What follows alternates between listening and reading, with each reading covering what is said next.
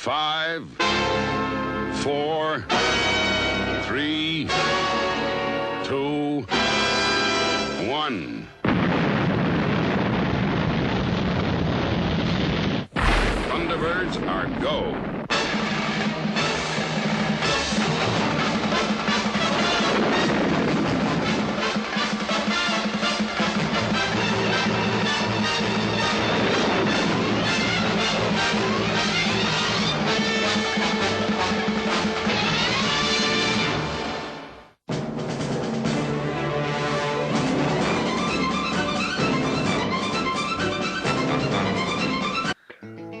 G'day guys, and welcome to What Did I Just Watch? In this one I watched Thunderbirds, which is a show about crime-fighting puppets, originally conceived by Gerry Anderson, who's long since dead. This show ran from 1965 to 1966 and was the quintessential childhood entertainment for young me, who had the same 7 episodes on VHS and watched them over and over again.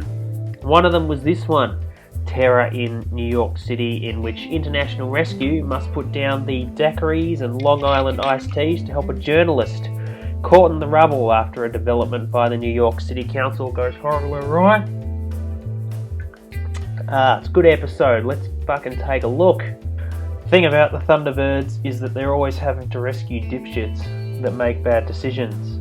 Like in one episode, a family man with a fat mortgage decides to blow up a mountain by himself for the paycheck, like he's a demolition squad kind of guy or something, so he ends up fucking trapped on the side of a mountain because he blew up the wrong bit. And all of that because the company was about to go bust, and that went about as well as expected. In another episode, some fuckhead locks himself in the Bank of England, and so he has to call International Rescue because basically he needs to take a massive shit. Oh, sorry, fucking drinking some Red Label.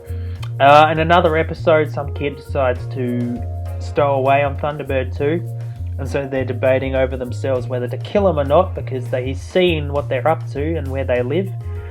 So basically, most of the missions, it's down to people making mistakes and being idiots rather than... It's never like Al-Qaeda. It's never like a natural disaster. It's always someone's done something stupid. I guess it's a slice of life in that way. It's always someone who's made a stupid mistake. Through the air, it travels in space or under the sea, and it can journey anywhere. Supercar, it travels on land or roams the sky. And the other thing is that they're all puppets. I guess Gerry Anderson loved puppets so much that he had a bunch of shows just all starring puppets, or maybe he bought a load of puppets at an auction or something and thought, I need to do something with these. I know, let's make a TV show.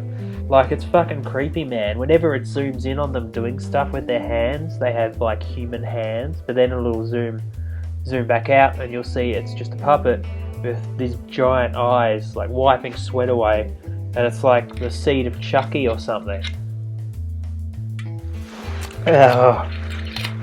In this one, they're moving the Empire State Building, which in the post 9/11 world would never happen, because moving skyscrapers is harder than just chucking the thing in a ute and taking it down the road, and because people are scared now about anything involving any kind of risk to tall man-made objects.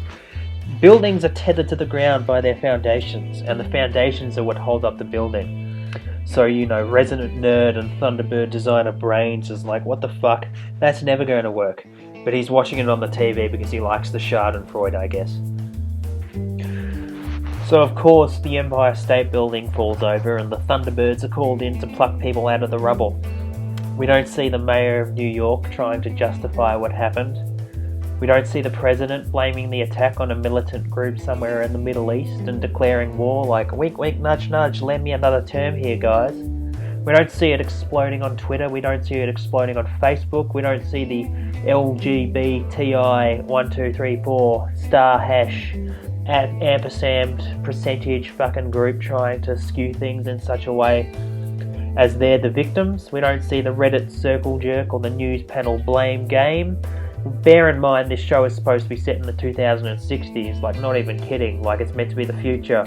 The cultural impact of accidentally toppling the Empire State Building, levelling half of the city in the process, is just not something we get to see.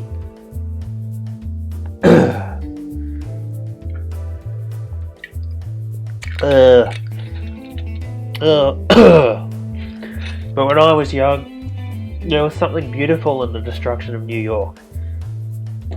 Watching this magnificent structure fall amid clouds of dust and debris, seeing puppets run for their lives, seeing puppets drown in the watery caves beneath New York, which Brains alleges is the reason for the building falling over in the first place. Not the fact that they tried to shift a fucking building on its foundations with a chunk of scaffolding attached to a train. There was always something compelling about the way the special effects crew on Thunderbirds would show us these cool models and then just blow them the fuck up with pyrotechnics. They couldn't have stood a chance. What you are seeing is the result of this terrifying tragedy. The Empire State Building has crashed into a mountain of rubble. It is no more. Help! Can you hear me? Help! That's Ned Cook's voice. He's still alive. One moment. It seems we have a miracle on our hands. That was Ned Cook's voice that we just heard. Well, how could anyone be alive under all that blood? I don't know. But one thing's for sure. They'll never get him out. Now, our equipment could do it, Father. We've got to get Thunderbird 2 there right away.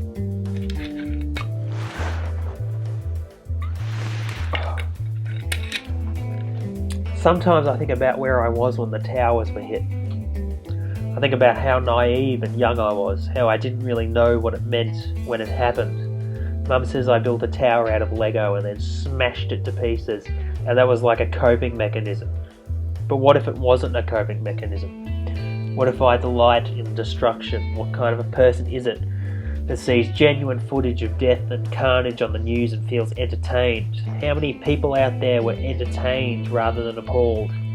You always hear the shock horror accounts. My name's David Foster Wallace, and that was the moment I knew the world had changed. Okay, but how many people out there really do get a kind of schadenfreude stiffy watching this kind of stuff on the news? How many people pretend to be sympathetic for the victims and the families of the victims? How many people give a genuine toss about the Orlando Pulse nightclub massacre? How many people give a genuine toss about that girl from The Voice who was shot dead the other day? And all the other stuff on the news that they milk the shit out of for ratings until enough time has passed before we can move on and exploit something else? When will the gun control debate stop being an endless cycle and become something the Americans act upon? Suggestion is not only dangerous, it's also highly impractical. Even if you made it, you'd only be in time to attend Ned Cook's funeral. Right now, I could get the commander of Sentinel. That's it! That's it! The Sentinel. They put us out of action, they can put us back into action. I get the picture and I like it. Now here's what we do. So anyway, they get the Navy to help them because Thunderbird 2's out of action because someone blew up Thunderbird 2. But, sometimes I feel like a spectator in society rather than I get the feeling that the world as it is today encourages people to be spectators rather than actors. We're all encouraged to watch. We're all given so much to occupy ourselves. You know, for the short time that we're on the planet, we're distracted by entertainment so that we don't do anything for ourselves, so that we don't fight back against all the forces acting against us, all the actors, and then there's all the passive people, and we're the passive people. We just watch. We watch the TV, we watch our reality TV shows, we watch our news channels, we watch our biased crap on the news, but we never act because we've been conditioned to be that way. I don't know. And I think that the way things are going, the greatest moments in history will only ever be watched. They'll never be participated in. We'll only ever be spectators. We won't be part of the action as our ancestors were. And I think that's really sad in a way. I think we'll always be watching things on this box, or if TV goes out of fashion, then on live streams on the internet, on Twitter, on all those social media platforms. and we'll never connect with reality the way that our ancestors did. We'll be islands unto ourselves. We'll be passive. Johnny Walker, be my friend.